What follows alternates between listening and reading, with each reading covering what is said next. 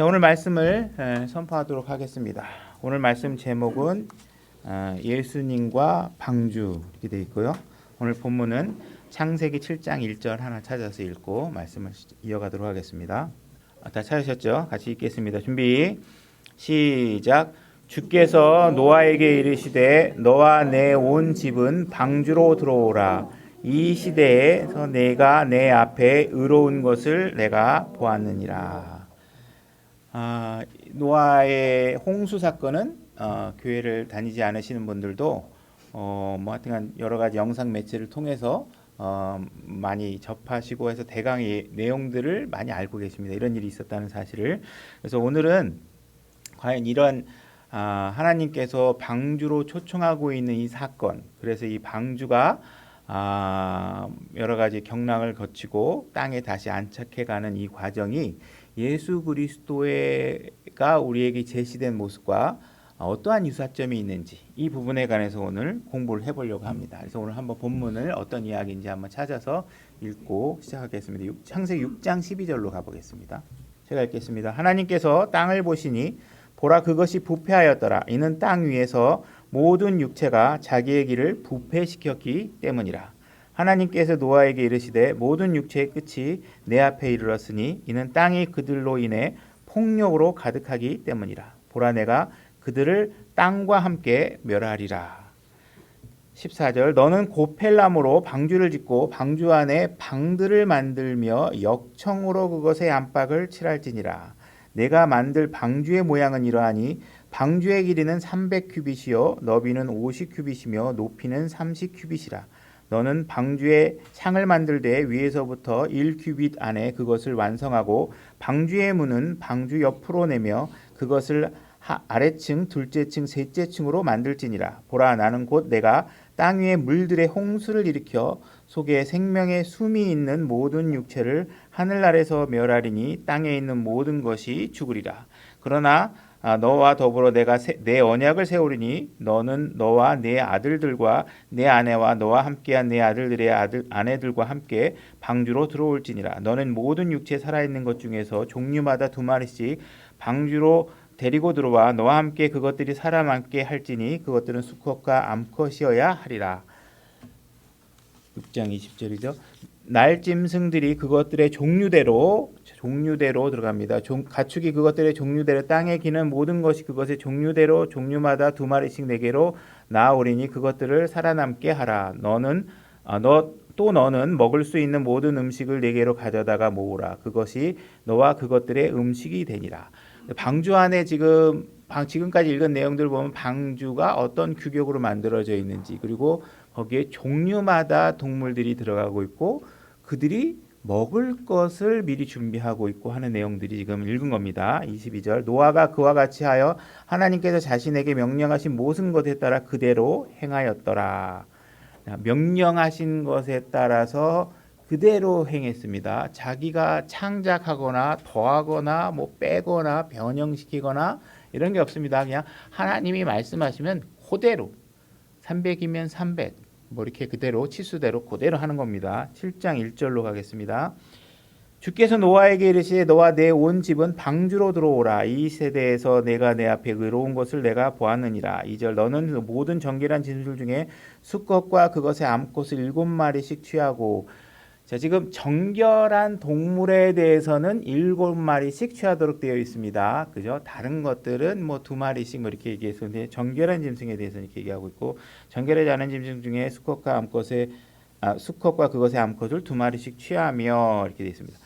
7장 7절입니다. 노아가 홍수의 물들로 인하여 자기 아들들과 자기 아내와 자기와 함께한 자기 아들들의 아내들과 함께 방주로 들어갔고, 8장 1절로 가겠습니다.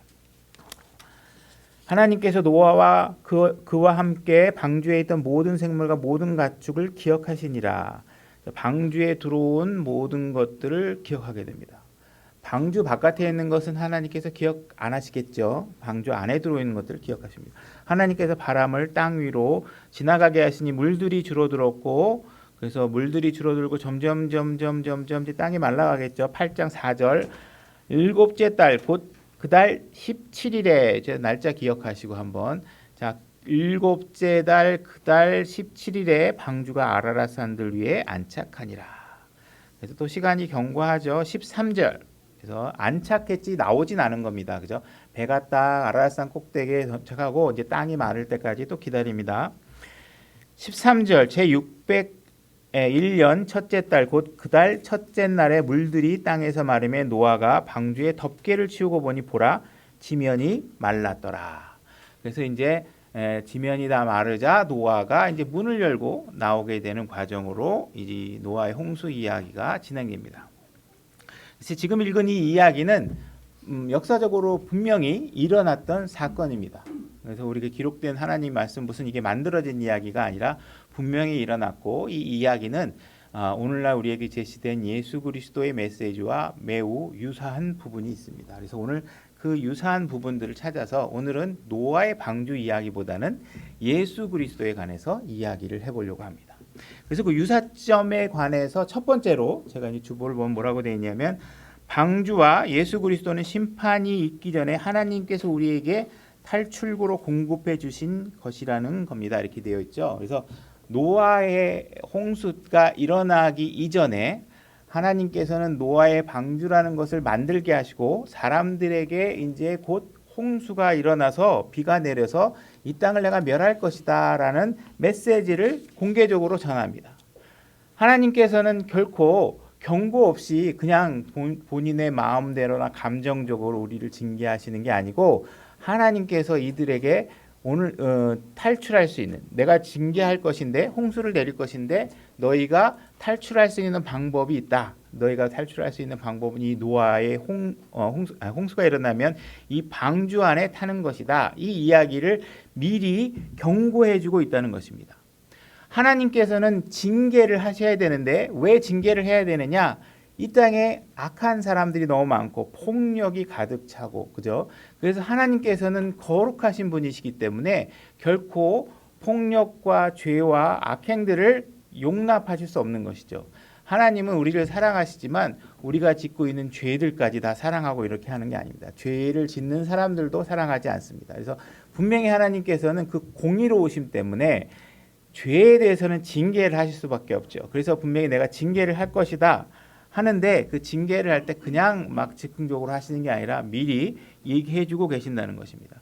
하나님은 긍휼이 많으시고 은혜가 많으시기 때문에 우리들이 그 징계로부터 피할 수 있기를 원하고 계십니다. 그죠?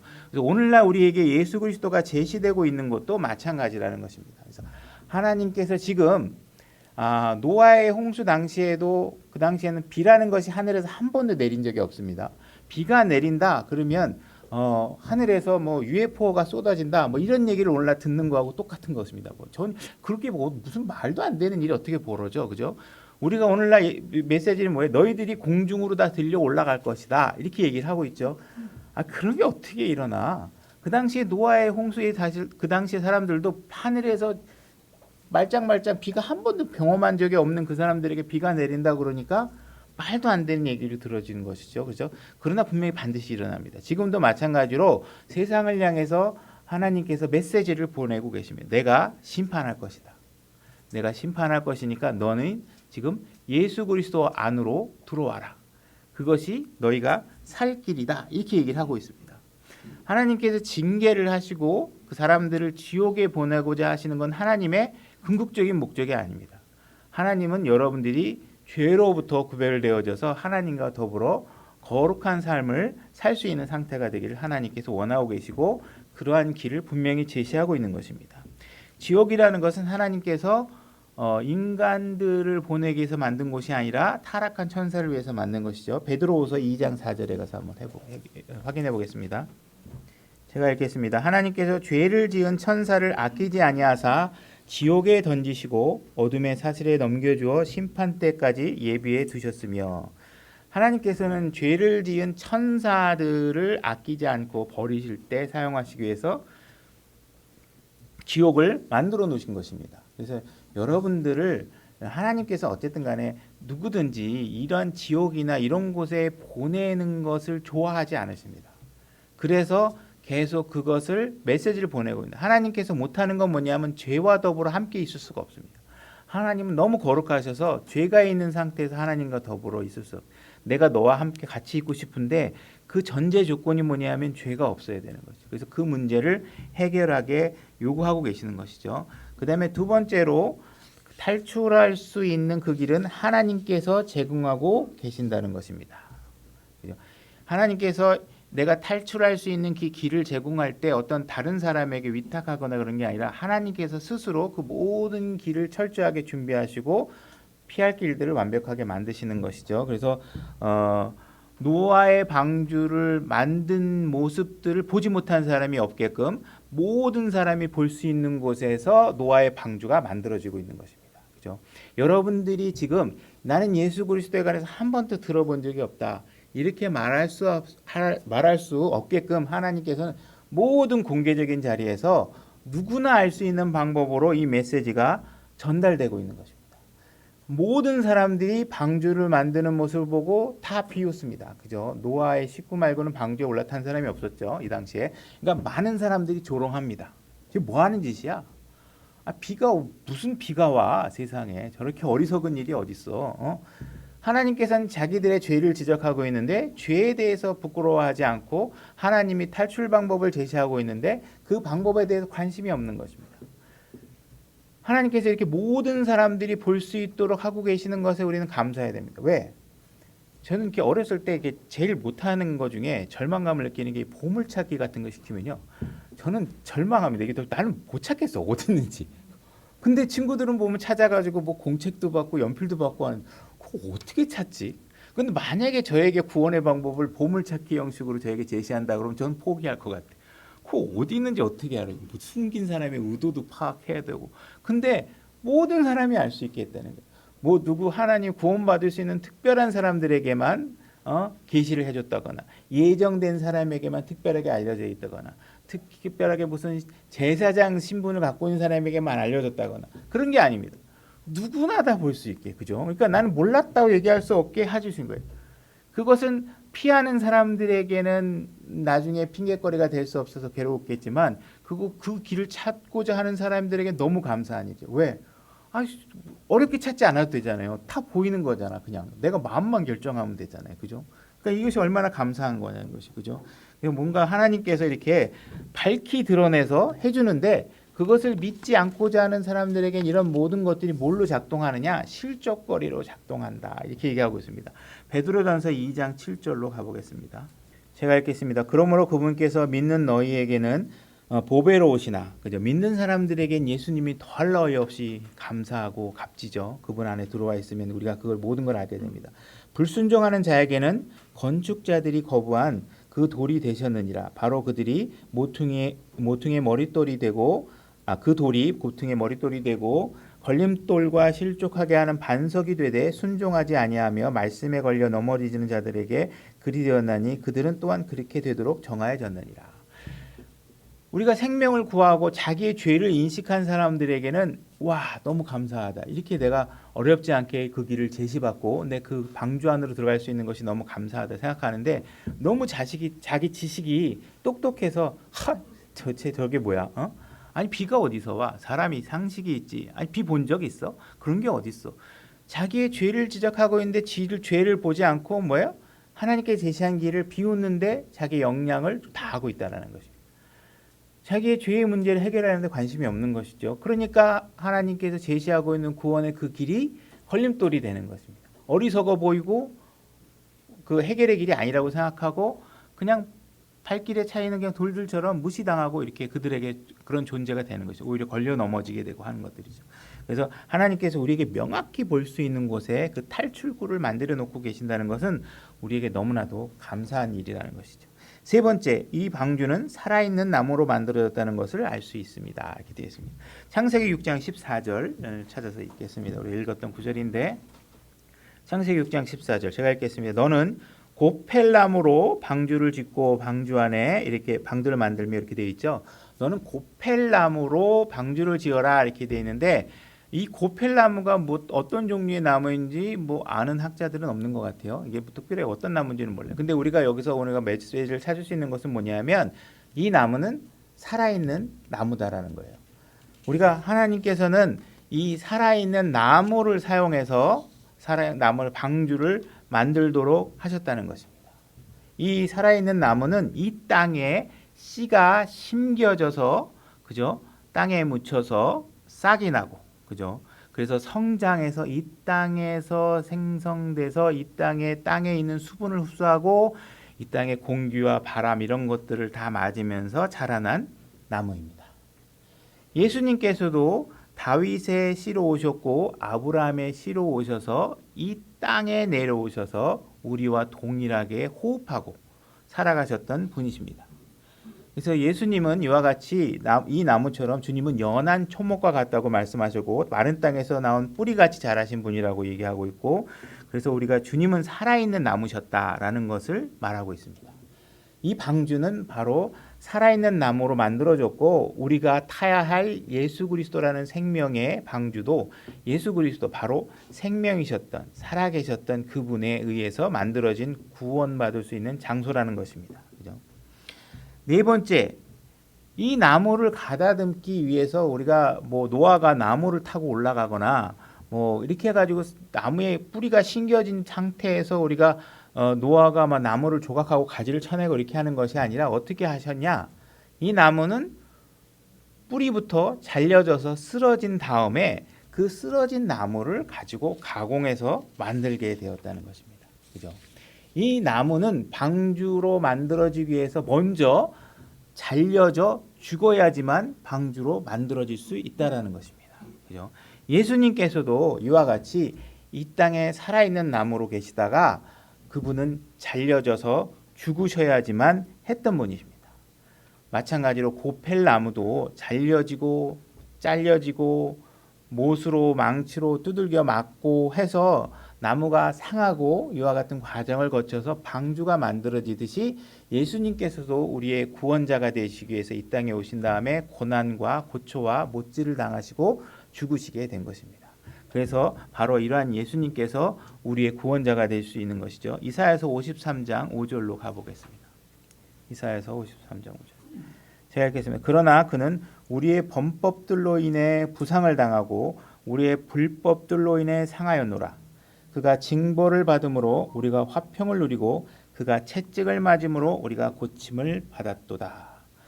예수님께서는 이와 같이 우리의 구원을 위해서 고통을 당하시고 죽음을 당하시는 모든 고난을 이 땅에서 겪으셔야 했던 것입니다. 그래서 그런 과정을 통해서 우리에게 구원의 길을 우리가 이 세상에서 탈출할 수 있는 그 길을 제시하고 계신다는 것입니다. 다섯 번째, 이 방주는 전혀 매력적이지 않다는 것입니다. 우리가 그 미국 드라마나 이런 거 보면 뭐 큰 호수나 바닷가에 가면 자동차 뒤에 멋있는 요트나 배 같은 거 이렇게 가지고 와가지고 이렇게 항해하고 그런 거 보면 뭐 멋있죠. 막 예쁜 아가씨들이 막 그냥 배 위에 타고 있고 누군가가 차 뒤에 이 노아의 방주를 딱 끌고 와서 해변에 가지고 오면 누구도 타고 싶어 하지 않을 것. 그죠? 이 방주는 어떠한 무슨 매력을 갖고 누구가 딱 보면 와 저거 갖고 싶다 저기에 타고 싶다 이런 게 아니에요. 왜 그러냐면 방주라는 것은 전전히 그 목적 자체가 무슨 항해를 하거나 뭐 이렇게 멋진 뭐든 물을 즐기기 위해서 만들어진 게 아니라 뭐예요? 단순하게 그 물에 떠 있어서 홍수의 그런 여러 가지 악조건의 상황에서 버티도록 만들어진 것이죠. 그죠? 그 홍수야 비바람이나 이런 것들. 그래서 이 배는 이동할 목적이 아니고 그 안에 있는 모든 사람들이 안전하게 우리가 아무도 다치지 않도록 보호되고 목적지까지 하나님께서 인도하셔. 어디든지 우리 목적지 모르죠. 누가 방향키를 잡고 있는 것도 아니고 하나님께서 안전한 곳에 이동할 때까지 부서지지 않고 튼튼하게 만들어지는데 목적이 있기 때문에 겉으로 봐서는 전혀 매력적이지 않다는 것이에요. 예수님도 마찬가지로 전혀 매력적이셨던 분이 아니시라는 것입니다. 이사야서 53장 2절로 가보겠습니다. 제가 읽겠습니다. 그가 그분 앞에서 연한 초목같이 마른 땅에서 나온 뿌리같이 자랄 터이니 그에게는 모양도 없고 우아함도 없고 우리가 그를 볼 때 그를 흠모할 만한 아름다움이 없다 이렇게 얘기하고 있습니다. 그러니까 예수님은 누군가가 딱 봤을 때 와 멋있다. 와 영화 배우 같다 이런 게 전혀 없는 것입니다. 그죠? 그래서 이런 것들에 관해서 우리가 의미를 한번 생각해 볼 수 있는 것은 예수님께서 부활하시고 나서 제자들에게 나타나실 때 여러 번 나타나는데 제자들이 금방 못 알아봅니다. 그죠? 장동건 같으면 멀리서만 봐도 이렇게 막 장동건이다 막 이렇게 알 수 있을 것 같은데 예수님이 잘 그 모습들을 잘 못 알아봐요. 그러니까 다시 말해서 어떻게 보면 요거는 추정의 영역이지만 예수님이 나타날 때마다 조금씩 모습을 달리하고 나타나는 것 같습니다. 그래서 사도 요한 같은 경우에 계시록에서 예수님을 봤을 때도 사실 그렇게 금방금방 알아보지 못합니다. 모습만 봐가지고. 그래서 이런 것들은 우리에게 어떠한 메시지를 또한 남겨주냐 하면 우리가 예수님이 정말 딱 봤을 때 막 머리에 각인될 정도로 막 원빈처럼 생기고 장동건처럼 생기면 어떻게 되겠어요? 그 이후에 그분의 초상화가 여기저기 다 널려서 그려졌겠죠, 그죠? 그리고 막 그냥 방에다 하나씩 걸고 막 거기다 기도하고 막 이렇게 할 거 아니에요, 그죠? 그래서 하나님께서는 자신의 형상이나 이런 것들을 통해서 사람들에게 이미지를 각인시키고 싶어하지 않아 하십니다.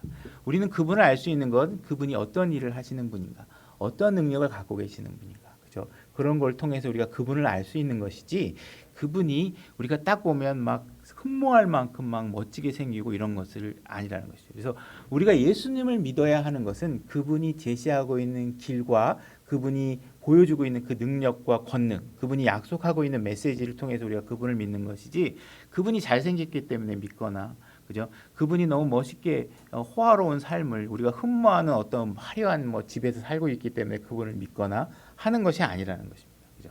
우리가 예수님을 믿을 때도 마찬가지고 우리가 방주를 타야 할 때도 마찬가지고 우리는 그 모습을 겉모습으로 취해서는 절대로 안 된다는 것입니다. 우리는 그분을 취하는 것은 우리가 오늘 진노가 내려지는 그 심판에서 우리가 안전하게 피할 수 있는 유일한 길이 예수 그리스도이기 때문에 우리는 그분 안에 들어가야 한다는 것입니다. 그래서 여섯 번째, 방주와 예수님은 모두 심판을 피할 수 있는 유일한 길이다 이렇게 얘기하고 있습니다. 그렇죠? 우리가 방주 이외에 다른 것을 대체제로 사용할 수 없습니다. 누군가가 홍수 온다는데 야 저렇게 무식하게 큰 배를 타가지고 저거 어떻게 하겠어? 나는 저기 좋은 재질로 되어 있는 구명조끼 하나 입고 있을 거야. 막 그렇게 해가 구명조끼 입거나 내가 봤을 때 이 정도 홍수라면 저 산꼭대기에 올라가면 이 홍수를 피할 수 있을 것 같아. 그래서 누군가가 머리를 짜서 거기에 올라가거나 그렇게 한다 그래서 구원이 이루어질 수 있느냐? 그러지 않다는 거예요. 분명히 그 구원은 하나님께서 제시한 방법 그거대로 해야지만 가능하다는 것이에요. 그것은 실질적으로 그 방법 말고는 없기 때문이기도 하고 하나님께서는 자기가 제시하신 그 길을 통해서 구원받기를 원하고 계신다는 것이에요. 우리는 예수 그리스도 이외에 어떠한 다른 길로도 구원을 받을 수 없습니다. 많은 종교 통합 운동하는 사람들, 특히 카톨릭이라든지 이런 종교들은 다 불교를 믿던 다른 종교를 믿던 누구나 다 착하게 살고 거룩하게 살면 다 하늘나라에 가고 천국에 가는 것이다. 뭐 이런 식으로 메시지를 하죠. 그러나 그렇지 않다는 것이 분명히 하나님께서는 예수 그리스도 외에는 다른 길이 없다라고 얘기하고 계십니다. 요한복음 14장 6절로 가보겠습니다. 요한복음 14장 6절입니다. 제가 읽겠습니다. 예수님께서 그에게 이르시되 내가 곧 길이요 진리요 생명이니 나를 통하지 않고는 아무도 아버지께 오지 못하느니라. 그죠? 그러니까 무슨 꼭 예수님만 믿어야지 구원받는다는 건 너무 배타적이고 이기적이고 기독교들은 정말 이상해. 그러면은 그거 아니고 다른 방법으로 할 수 있는 방법이 입증된 사례도 없고 그들의 주장일 뿐이죠. 그러나 성경은 이 기록된 이후 그리고 실질적으로 하나님께서 역사한 모든 역사적인 사례가 그분이 하나님이심을 입증하고 계십니다. 그래서 우리는 그분의 제시하고 있는 그 길 위에 우리가 이거 우리끼리 방주 저거 내가 딱 노아한테 물어보니까 이렇게 만든데 그 노아보단 내가 더 잘 만들 수 있을 것 같거든. 우리 저기다가 똑같은 거 방주 하나 만들어서 우리 타고 가자. 안 된다는 거예요. 그렇게 할 수 없다는 거예요. 그죠? 그러니까 우리가 무엇인가 마음대로 그렇게 만들어 가지고는 안 된다는 거예요. 제가 뭐 사담이지만 제가 이제 중국에 가서 어떤 비즈니스에 관련해서 일했었냐면 이 가로수 보호판이라는 것을 만들어서 중국 정부에다가 납품하는 일을 이제 시작해 보려고 갔어요. 그래가지고 그 아이디어를 한국에서 그 조경 그 가로수 보호판으로 마켓쉐어를 거의 60% 이상을 장악하고 있는 업체 사장이 그 기술을 다 줄 테니까 우리나라에서만 하지 말고 다른 나라에 가서 팔아라. 그건 자기가 터치하지 않겠다. 그래서 그 어떤 제가 아는 선배한테 그 기술을 주겠다고 이제 확언을 해줘서 우리가 그 기술을 그대로 가져가서 한 거예요.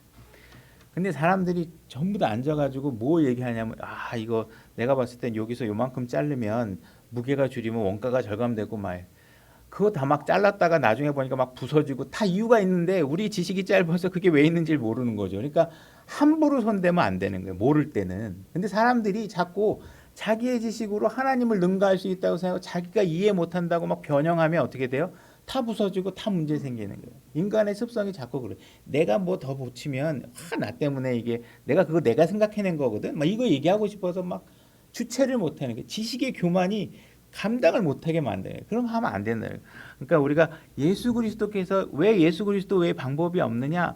그렇게 할 수밖에 없어요. 그렇지 않으면 불가능하기 때문에 하는 거예요. 그러니까 우리가 하나님이 제시한 길을 무시하시면 안 된다는 거예요. 그죠? 그래서 이 방주가 유일하게 제공되어 있고 그러면 그 방주 안에 들어오는 자격이 요구되는 게 있느냐? 그렇지 않다는 거예요. 낮은 마음 침례 교육 다녀야지만 꼭 되느냐? 그런 거 아니라는 거예요. 그죠? 예수 그리스도의 안에 들어오는 건 누구나 다 들어올 수 있다는 거예요. 교회를 다니지 않아도 된다. 길에서 복음을 듣고 내가 믿으면 그 순간 구원이 일어나는 거지. 낮은 마음 침례교회 저 회원 등록 카드를 기록했을 때 된다거나 어떤 교단에 들어갔거나 하는 상태로 되는 게 아니라는 것이죠. 그죠? 그 사실을 우리가 잘 인지하면 하나님께서 얼마나 너그럽고 간단하고 쉬운 방법으로 우리에게 길을 제시하고 있는지를 아셔야 됩니다. 7번째, 방주에 들어오라고 초청하는 분은 노아가 아니라 주님이십니다. 자, 창세기 7장 1절로 가보겠습니다. 제가 읽겠습니다. 7장 1절입니다. 주께서 노아에게 이르시되 너와 내 온 집은 방주로 들어오라 이렇게 되어 있습니다. 지금 이 말의 표현을 우리가 잘 눈여겨보면 하나님께서 주님께서 어떻게 얘기하고 있냐면 방주로 들어오라 이렇게 얘기하고 있어요. 그러면 예수님의 위치가 어디에 있는 걸까요? 방주 안에 계시는 겁니다. 그죠?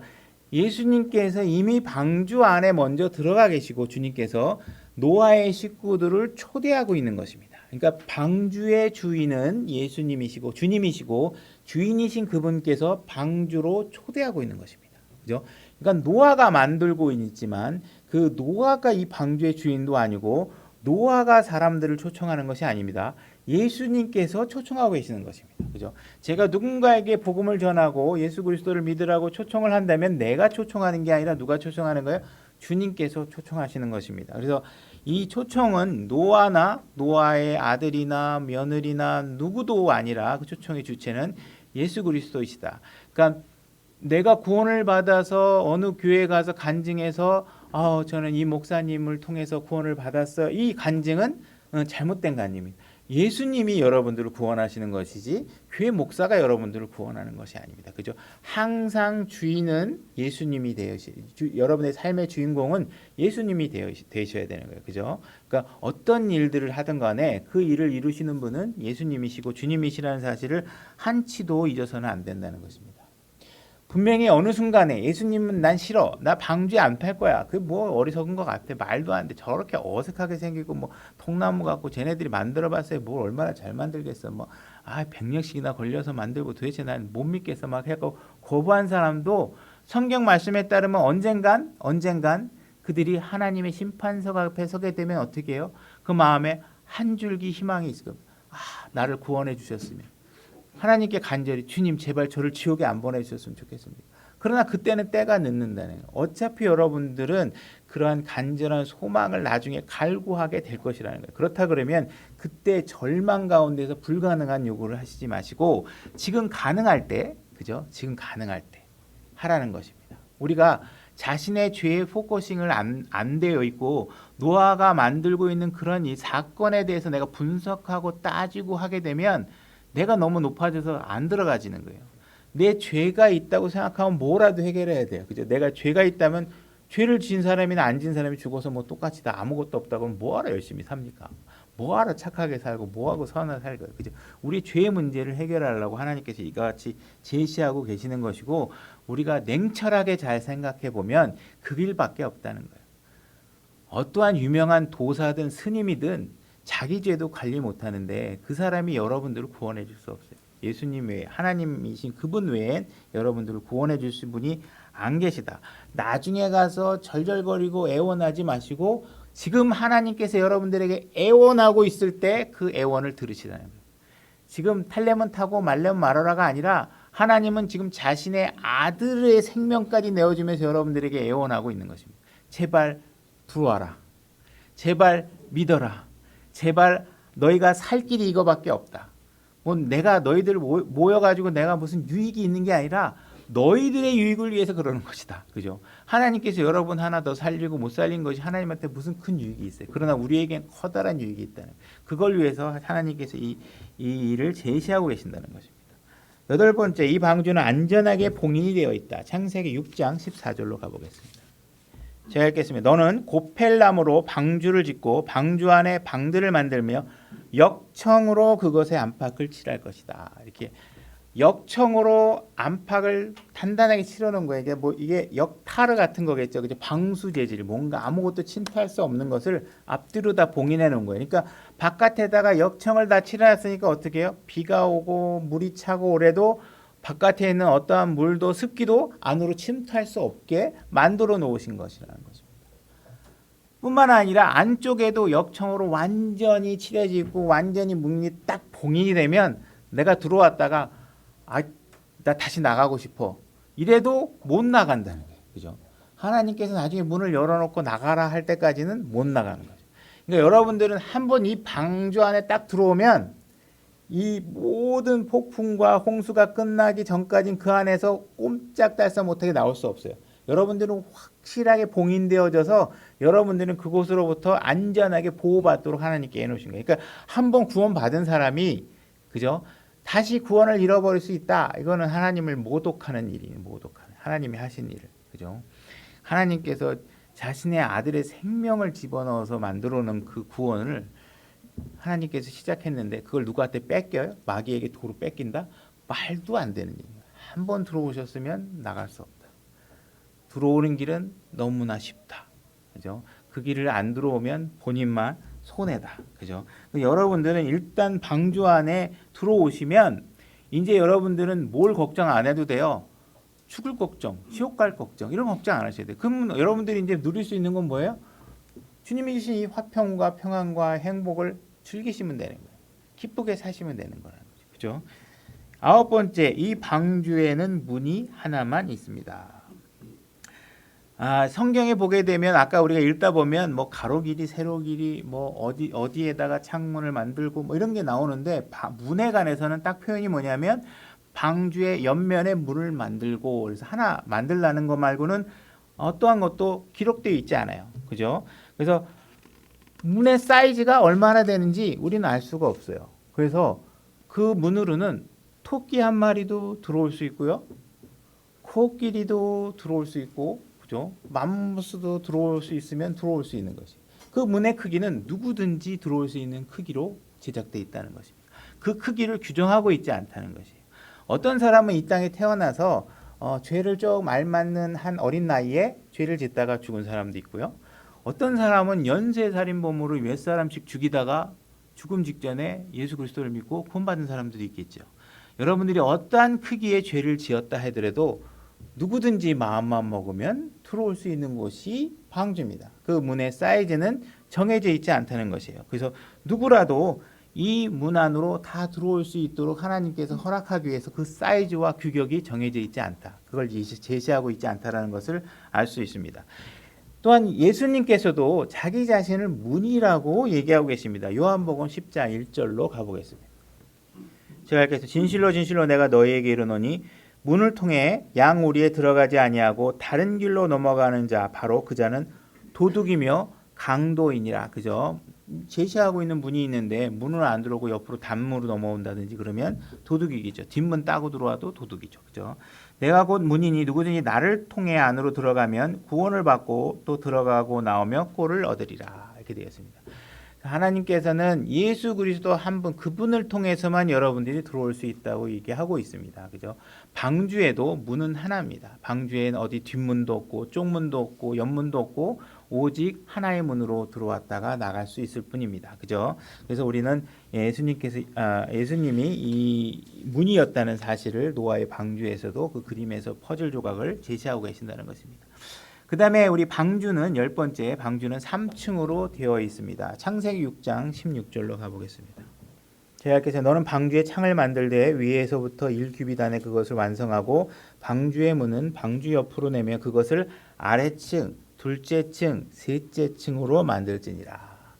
그래서 이 3층으로 되어 있다라는 메시지는 우리가 어떻게 찾아볼 수 있냐 하면 우리가 예수 그리스도를 믿게 되면 여러분들은 예수 그리스도를 믿기 이전의 모든 죄를 사함을 받게 됩니다.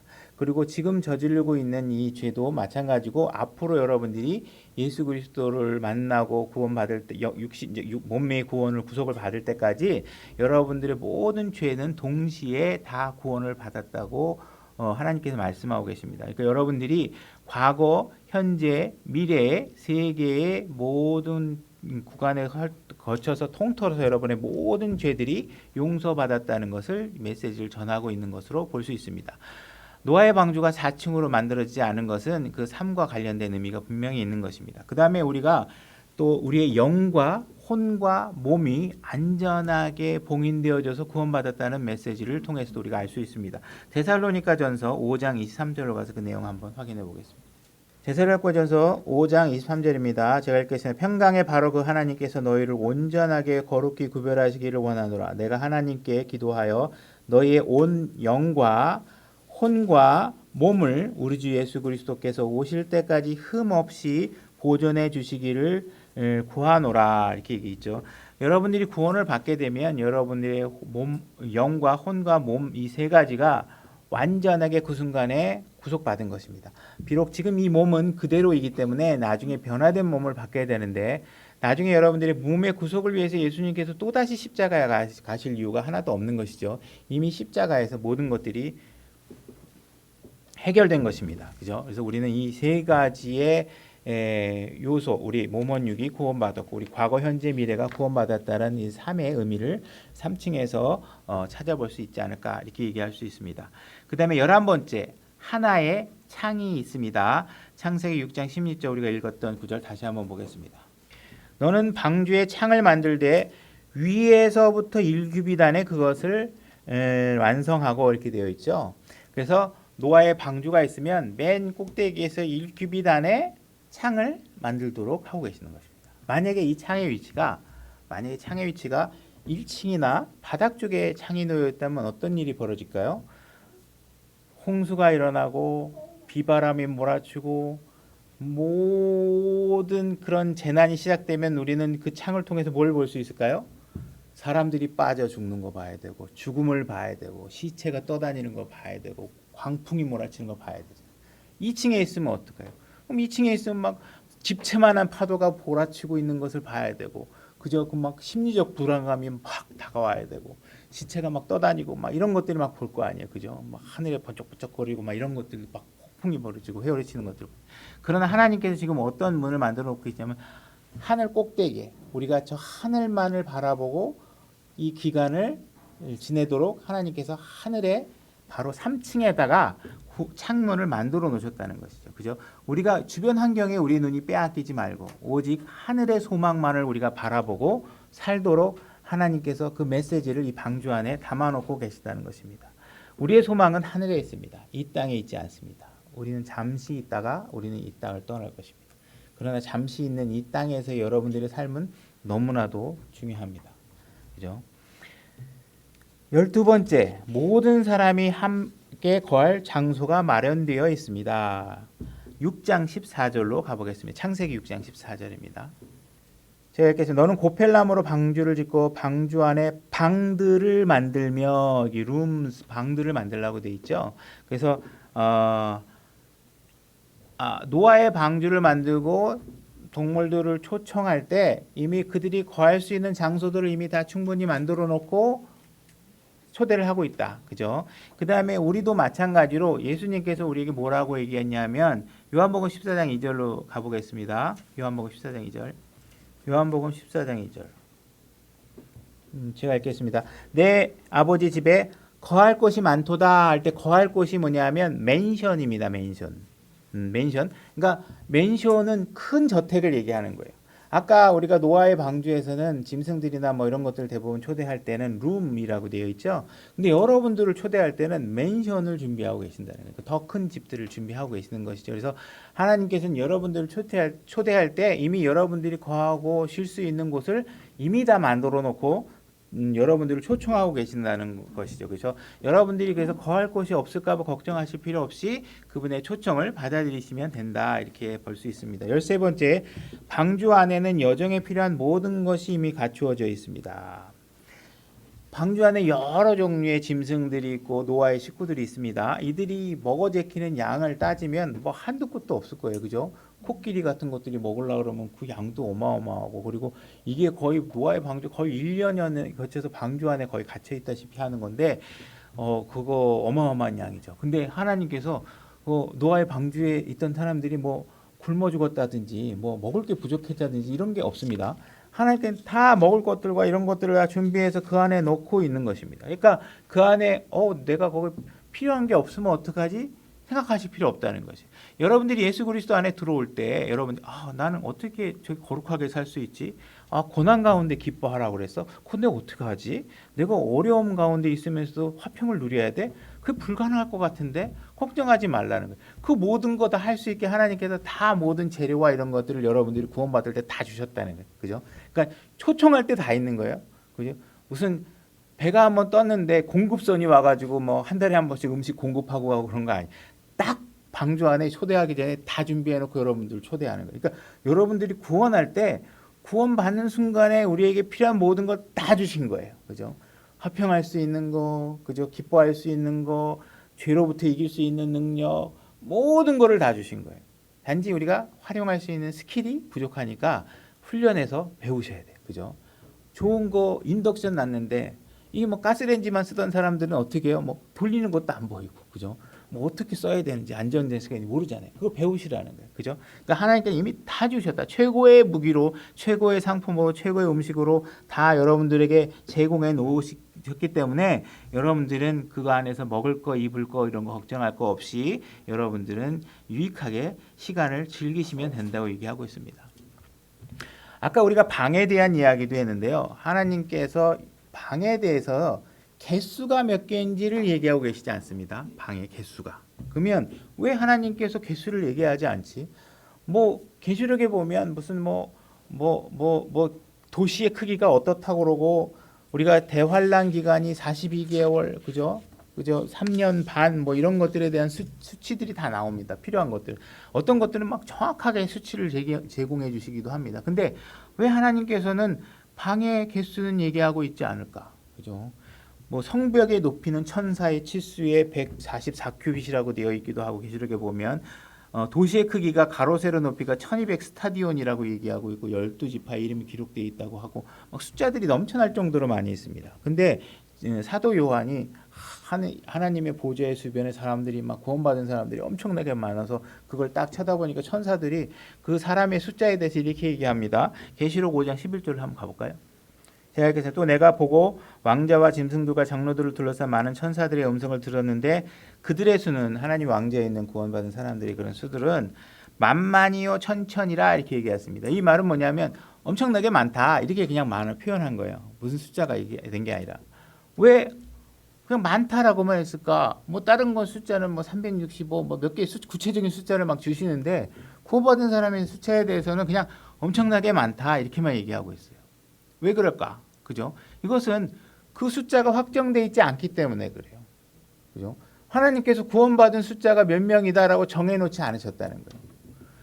노아의 방주에 들어올 때 방이 몇 개 만들어라 이렇게 얘기하고 있지 않는 건 들어올 개수가 정해져 있지 않다는 거예요. 누구든지 들어올 수 있고 들어오면 하나님 필요한 것만큼 다 제공하실 수 있게 모든 것들이 준비되어 있다는 것이죠. 그러니까는 누군가가 구원받은 사람들이 예정되어 있다. 그 숫자가 정해져 있다 이렇게 얘기하는 것은 하나님의 말씀을 거역하는 것이라는 것이죠. 그죠? 그건 하나님의 말씀을 인정하지 않는다는 것이에요. 그래서 하나님 이 방의 개수가 정해져 있지 않다는 것은 구원받을 사람의 숫자가 정해져 있다. 하나님께서는 가능한 한 많은 사람이 구원받기를 원하고 계신다. 14번째, 어느 누구도 손상을 입지 않았다. 그죠? 이 배를 타고 나서 바깥에는 엄청난 폭우가 쏟아지고 막 물길이 터지고 막 파도가 치고 엄청나게 무서웠을 거 아니에요. 근데 그 안에 있는 모든 어떠한 동물도 어떠한 사람도 상처 하나 난 사람 없고 온전하게 모든 여정을 마치게 된다는 것이죠. 그죠? 밖에는 물길이 하늘로 치솟고 태풍과 폭풍이 몰아치고 파도가 산보다 높이 움직이고 그죠? 근데 어느 누구도 안 다쳤다. 시편 42편 7절로 가보겠습니다. 제가 읽겠습니다. 시편 42편 7절입니다. 시편 42편 7절. 제가 읽겠습니다. 주의 폭우 소리에 기품이 기품을 부르며 주의 모든 파도와 물결이 내 위로 넘어갔나이다. 지금 예수님께서 뭘 얘기하고 계세요? 지금 내 몸 위로 엄청난 파도가 넘어가고 있고 엄청난 물길이 넘어가고 있고 하다는 것을 지금 얘기하고 계시는 것입니다. 그죠?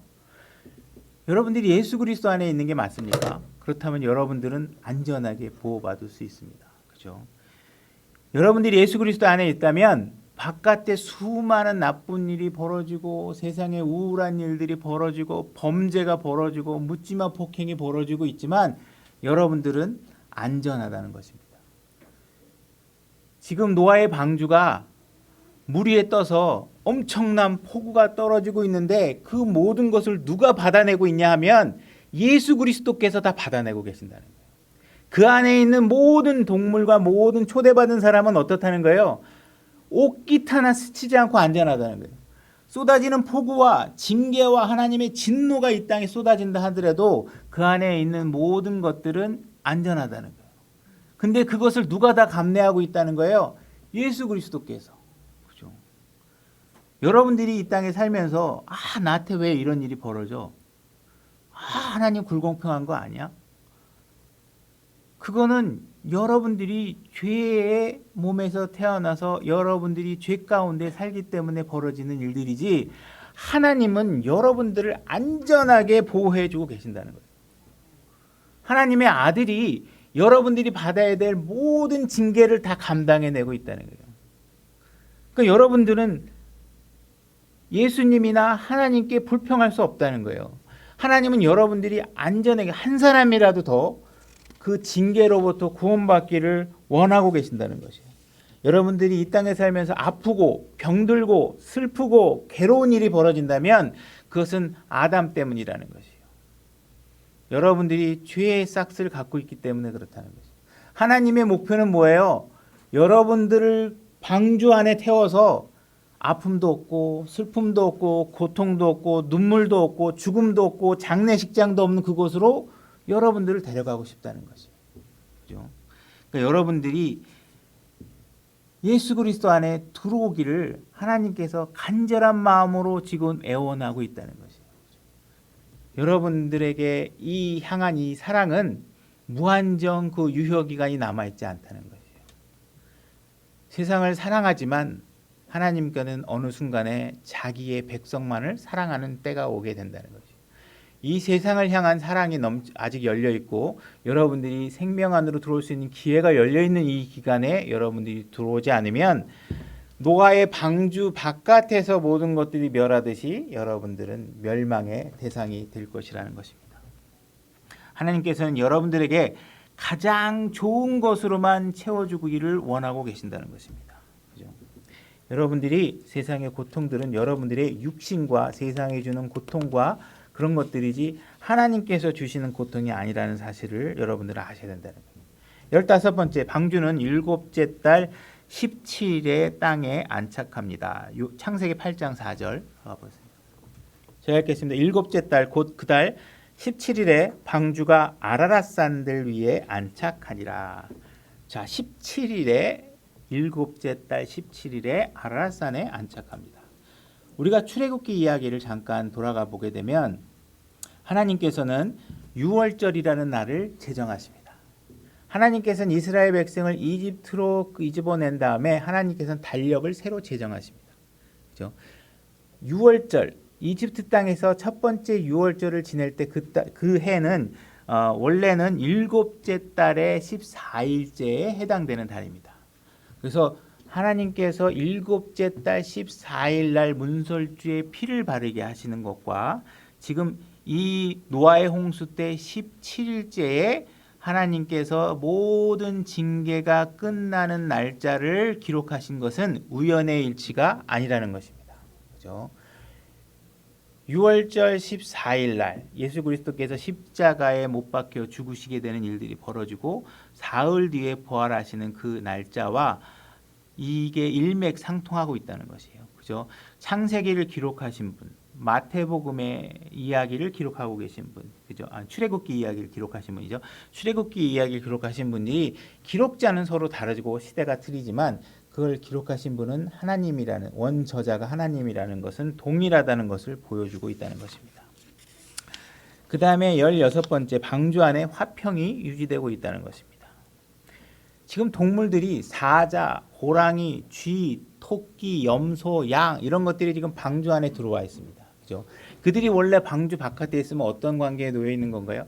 약육강식의 상태에 놓여 있는 관계입니다. 그죠?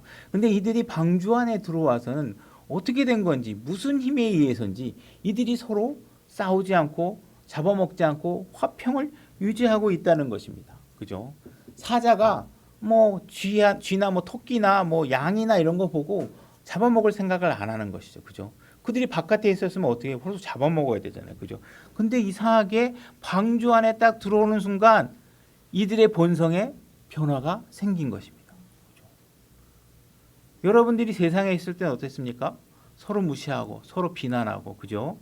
풍족한 사람은 가난한 사람 보고 비난하고 그죠? 가난한 사람은 있는 사람 보고 비판하고 뭐가 비리가 있었던 거 아니야? 이렇게 그죠? 공부 좀 잘하는 사람은 배우지도 못했다고 배우지 못한 사람 비난하고 배우지 못하는 사람은 배워놓고 저런다고 서로 비난하고 경상도 사람은 뭐 호남 사람 싫어하고 그죠? 진보는 또 진보라서 싫고 보수는 보수라고 싫고 서로가 이렇게 이념 대립이다 무슨 여러 가지 계층 간의 대립이다 여러 가지를 하다가 여러분들이 예수 그리스도 안에 들어오면 어떻게 돼요? 여러분들의 본성은 싹 변해서 어떻게 해요? 이렇게 서로 다른 사람들끼리 화평하게 지낼 수 있는 무엇인가의 힘에 의해서 여러분들의 본성에 변화가 생기게 된다는 것입니다. 오직 예수 그리스도의 그분을 통해서 하나가 되는 삶을 살 수 있게 된다는 것입니다. 그죠? 우리가 바깥에 있을 때는 그죠? 뭐 대통령 앞에 가면 굽신거려야 되고 뭐 구청장 앞에만 가도 떨려야 되고 막 이러잖아요. 근데 이 안에 예수 그리스도 안에 들어오면 어떻게 돼요? 그런 건 다 없어진다는 거예요. 누가 그런 걸 주장한다 그러면 그건 잘못된 것이죠. 그죠? 여기 안에 들어오면 다 형제고 자매입니다. 그죠? 이러한 정말 놀라운 기적 같은 일들이 어떤 다른 곳에는 생길 수가 없습니다. 그죠? 다른 동호회, 어떤 모임, 어떤 단체에 들어가도 그러한 대적 관계를 이와 같이 화평의 관계로 이끌어갈 수 있는 모임은 교회밖에 없습니다. 이 교회는 하나님께서 핏값으로 사신 놀라운 곳입니다. 여러분들이 그 사실을 잘 아시고 교회 안에 들어오시면 좋을 것 같습니다. 17번째 마지막 방주 안에 있던 모든 것이 구원을 받습니다. 그죠? 그래서 방주 안에 들어오면 어떻게 됩니까? 이 방주는 물이 하나님의 진노가 시작하면 어떤 상황이 벌어져요? 이 배는 공중으로 들려 올라가게 됩니다. 그죠? 공중으로 들려 올라가고 하나님의 진노는 이 땅에 휘몰아치게 됩니다. 그죠? 이 진노가 다 끝나고 나면 이 방주는 아라랏산에 다시 내려와서 안착하게 됩니다. 땅이 다 마르고 노아가 방주의 문을 열고 이 땅을 내려오면 이 세상은 완전하게 새로운 세상이 되어져 있게 됩니다. 여러분들이 노아의 방주 안에 들어온 것처럼 예수 그리스도 안에 들어온다면 여러분들은 예수 그리스도를 통해 안전하게 새로운 땅으로 여러분들은 이동하게 될 것입니다. 그렇죠? 이 안에 들어온 어느 누구도 방주 바깥으로 빠져나가거나 구원을 잃어버리는 일은 절대로 없게 될 것입니다. 그죠? 하나님께서 여러분들의 이름을 부르면 이 땅에 심판이 이루어지기 전에 여러분들은 공중으로 들려 올라가게 됩니다. 공중에서 예수 그리스도를 만나게 됩니다. 미친 소리 아니야? 그죠? 그 무슨 말도 안 되는 사람이 어떻게 공중으로 떠? 노아 시대에도 사람들은 그렇게 비웃었습니다. 그러나 하나님께서는 그렇게 하시겠다고 말씀하셨습니다. 노아의 홍수 때도 그들이 조롱했지만 하나님께서는 그 일을 다 이루어내셨습니다. 오늘날에도 여러분들에게 초청하고 있는 것입니다. 여러분들이 예수 그리스도 안에 들어와 있지 않으면 들어와라. 그러면 너희들은 교회 안에서 하늘로 들려 올라가서 우리는 하늘에 올라가서 예수 그리스도와 혼인잔치를 하게 될 것이고 이 땅의 심판이 이루어질 것이고 이 땅의 심판이 다 끝나게 되면 그때 여러분들은 예수 그리스도와 더불어 이 땅에 다시 내려와서 이 땅에 예수 그리스도와 더불어 통치하는 삶을 살게 될 것입니다. 이 이야기는 그냥 만들어지거나 웃긴 이야기들이 아닙니다. 하나님께서 말씀하셨고 한 번도 그 말씀을 성취하지 못하신 적이 없으신 그분께서 약속으로 이 땅의 사람들에게 주어진 것입니다. 누구라도 방주 안에 들어올 수 있습니다. 시험바에 들어오는 거 아니고 여러분들의 마음만 들이면 들어올 수 있는 것입니다. 그러면 여러분들은 하나님께서 제공하는 그 길을 통해 하나님께서 풍족하게 채워주시는 그 풍성함 속에서 어떠한 부족함도 없이 예수 그리스도와 더불어 영원한 삶의 생명으로 그 땅으로 이동되게 될 것입니다. 아직 예수 그리스도 안에 들어오지 않으신 분이 계시다면 오늘 이 말씀을 통해서 하나님께서 제공하신 이 유일한 길, 오직 하나의 길, 이 길만을 통해서 여러분들이 탈출할 수 있습니다. 이 세상과 종말을 고하고 새로운 세상에 들어갈 수 있는 기간인 이 하나님께서 은혜가 지금 열려 있는 이 시간뿐입니다. 미루지 마시고 생명 안에 들어오시길 바랍니다.